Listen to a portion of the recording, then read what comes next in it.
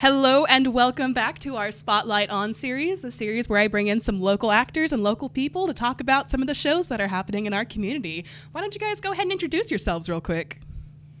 I'm Brian Clark. And I'm Savannah Barrera. All right, and welcome to the show. Thank you once again for coming on. I understand we have some really exciting stuff coming on. The Tipsy Troupe with us today, and I understand they've brought some of their specialties. Tell me a bit more about it. Well, we brought some beers I'm sorry. So we brew a couple beers every time for this event every year, and one of the beers is a sour, and one of the beers is a very approachable beer that people are very familiar with. It's a Maybach. It's a German-style Bock. Not too heavy, a little on the lighter side, but still a very malty beer that it's probably about 6.3%, so it's a little higher alcohol. And then the sours seem to do really well at these Shakespeare events, Tipsy Troupe events. And so this year we did a guava hibiscus sour. Ooh. And I think they turned out pretty good. And we'll see how they move the night of the event. But thanks for letting us bring this. Y'all can also share that microphone if you'd like. Oh, okay. Yes, for sure. So how would you explain this production to someone who has never seen it before and doesn't know what to expect? Okay, well, my first thing that I ask is if you've seen She's the Man with Amanda Bynes, because that is the plot of the show. They adapted She's the Man from Twelfth Night, which is the show we're doing. And basically, there are a set of twins. One's a boy and one's a girl, and they look very, very similar. And they're in a shipwreck, and they get separated from each other. And the girl winds up on this island, disguises herself as a man to, have rights and do things for herself. Imagine that. Right. And so she disguises herself as a man and is serving this guy who she falls in love with, but she can't tell him because she's a boy, and then she's all confused, and then he's in love with this other lady, and this other lady's in love with her because she thinks she's a man, and then the twin shows up, and then it's just a whole bunch of stereotypical Shakespearean hijinks. Yeah, for sure. And I understand that combining alcohol with acting is like creating a recipe for chaos. So how do you guys balance that? Well, I don't get the whole cast drunk. I try to have a balance of sober and drunk actors. And then I also cut the script because the Shakespeare scripts are very long and no one wants to watch a bunch of really, really drunk people for 4 hours be really, really drunk. So I cut the script to condense it. And then I really just try to, in my directing style, tell everyone to make it as simple as possible. We don't need to do any deep dives into, what are we doing here? It's like, no, we're the point is we're telling a story. I want Shakespeare to be accessible to people who might not have ever thought to go to a Shakespeare show before. And I feel like this makes it really approachable for people because it really breaks down the core of the story and okay, you're going to learn. I want you to come to the show, taste a really cool beer, and know the basic plot of the show. That's my goal. And so really just trying to simplify things. And also I try to tell stories through the colors. So everyone who's related to each other is going to wear the same colors. So it's really easy to be oh yes, they're all from the same house. This is why they're arguing or whatever. I'm just trying to make it as approachable as possible. Color code all the characters, let people know who is who in this. Yes, I also put a plot summary in the playbill. So and I don't think you need a spoiler warning for Shakespeare in the 1600s. So with every Shakespeare show, it's been done multiple times in different formats. You might just not even know it's Shakespeare anyways, exactly. Right? A lot of people don't know that She's the Man is Twelfth Night. Literally all the characters are named the same and everything. Neat. Yeah. So. Yeah, for sure. And this question will go to the related party. How would you explain your brewing journey? And tell me a bit more about your acting journey and then how the two came together. Okay, so I've been brewing for about 35 years, and it was mostly a hobby, and then I was approached by a couple of different investors and did a couple of brew pubs. I was a brewmaster at a couple of them, and but I still do some commercial things with 4C and so Vernon, and but I enjoy it still, and it's just. I love to brew beer, and I probably like to brew beer more than I like to drink beer. But so this gives me an opportunity to help the arts, local arts, and but I'm sorry, I met Savannah through her dad, and he brought her over, and I forget exactly why you were there, but anyway. Yeah, but anyway, uninvited. I shared some beers that I had around that I had brewed with her dad, and so the connection was made at that point, and so it's been 2 years now, 3 years. Yeah. How many performances have we done this? I don't know. Like five, something. Yeah. Anyway, so I do a couple of beers for each event, and I try to do one that will kind of introduce people to different styles of beer that they might not have had before, and it turned out to be a sour in the past, but the sours seem to be the more popular beer for all these tropical flavors, and sourness go well together.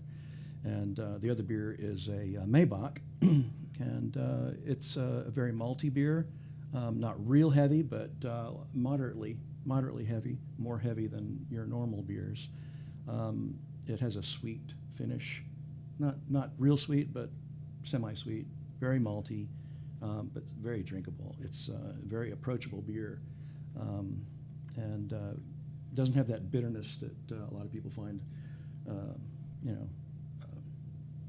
not so tasteful. What am I trying to say? That bitter beer face that people are so afraid of getting. Oh yeah. So so it has some nice German noble Hallertau hops in it, and there are some hops in the sour, but not as much. And but the hibiscus, I wanted to get some color to it because violet. Right. So I'm trying to get a little bit of that purplish color to it. And you can kind of see it here, And, too. This yeah, one's got a bit more of like a red, purplish hue. The hibiscus actually, let me pour it in the glass. And you can see that the hibiscus gives it some reddish hues, some pink hues. Oh, that's gorgeous. I'll try to get And look at that foam. nice white, pinkish foam. Yeah, that feels... Oh, are we going to... Look at that. Oh, that's perfect. Like a science experiment, the perfect amount. Anyway, so it's a very effervescent beer, and but it's very, very light. It's not real heavy, but it does have some alcohol to it. So you have to watch out. I can imagine, yeah. Yeah, it's very pretty, but it's I don't know if you can see the color of it, but that's gorgeous. Peach red. Mm-hmm. Anyway, that's the violet influence from the hibiscus infusion. Ooh, and I can smell it over here too. That smells Can you amazing. smell it? Yeah. Can you smell the guava? A little bit. I can't say I automatically know what guava smells like. There is definitely that fruity tang to it. Very, very tropical flavor. Very and tropical. aroma.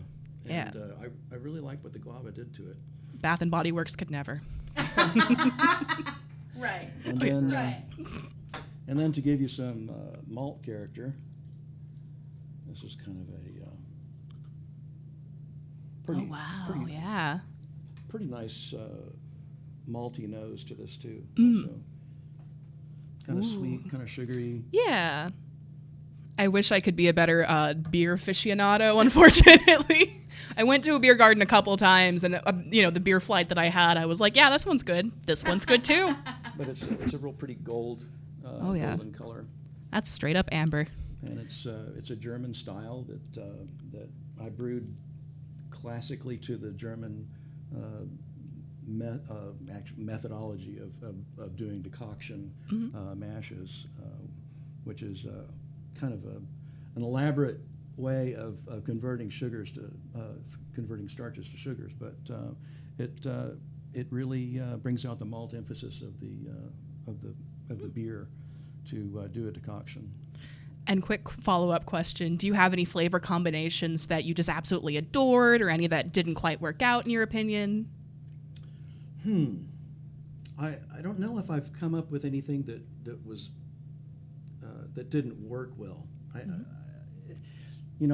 love to cook, so things that I try to put together, I think of how they would taste, and then I go from there. And so I don't think that there are too many things that I've put in a beer that didn't seem to work. I don't know, maybe I'm kind of biased, but also fair. Nobody's ever told me that, hey, this is off, this is weird, why'd you do that? So I think the hibiscus gives it kind of a little more sourness to it, gives it a little more earthy flavor, and then the tropical character of that guava. I think it works really well. I did put some thiols in it.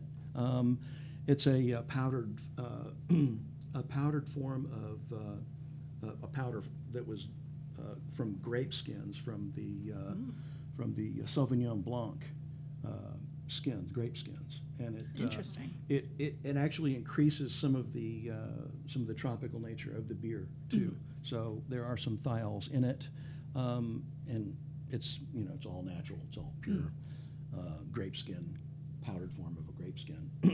But and it worked well with it too. So I if you want to try it, okay, you can. You can be our taste tester.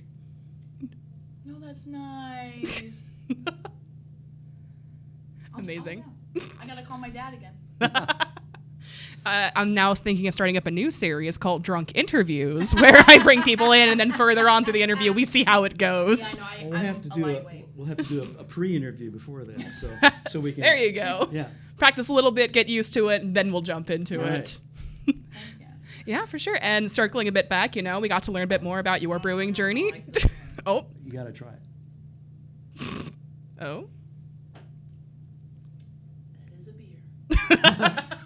And you know what? That's fair. We'll get you into beers yet, for sure. Little by little. But I think most beer drinkers would love that, don't you think?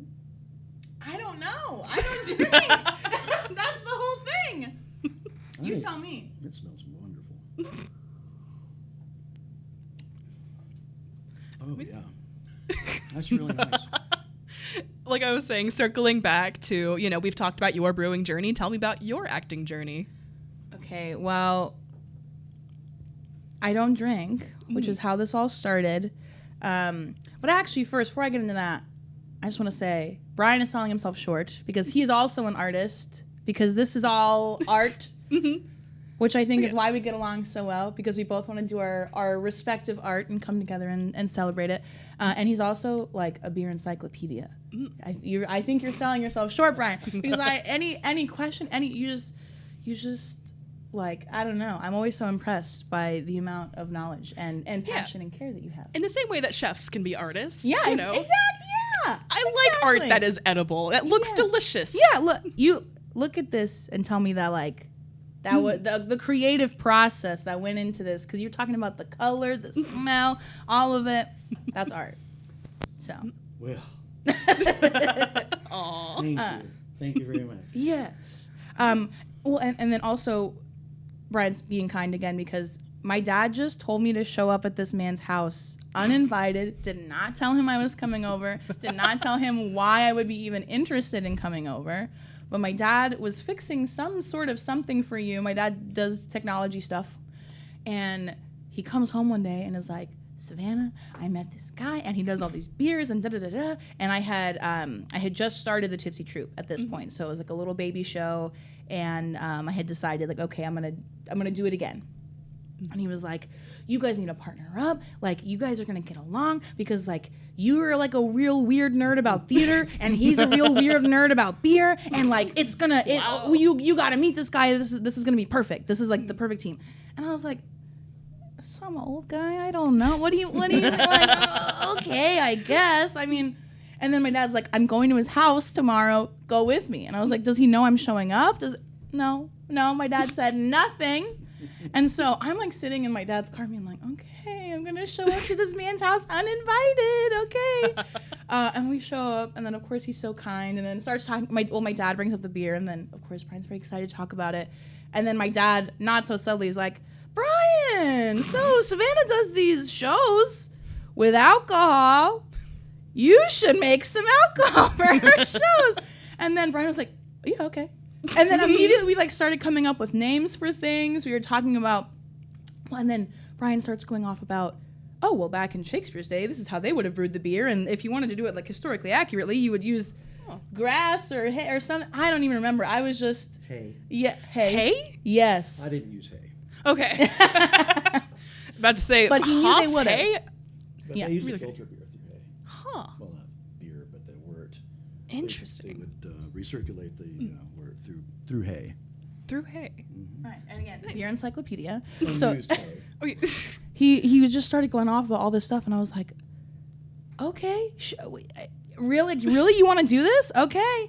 And then look, our beautiful friendship was formed. So shout out to my dad for inviting strangers to someone else's Without house. him. Yeah, really. And cheers to strangers becoming friends through alcohol. Yeah. So for sure, tell me, what should people know about the upcoming Tipsy Troupe show before they go?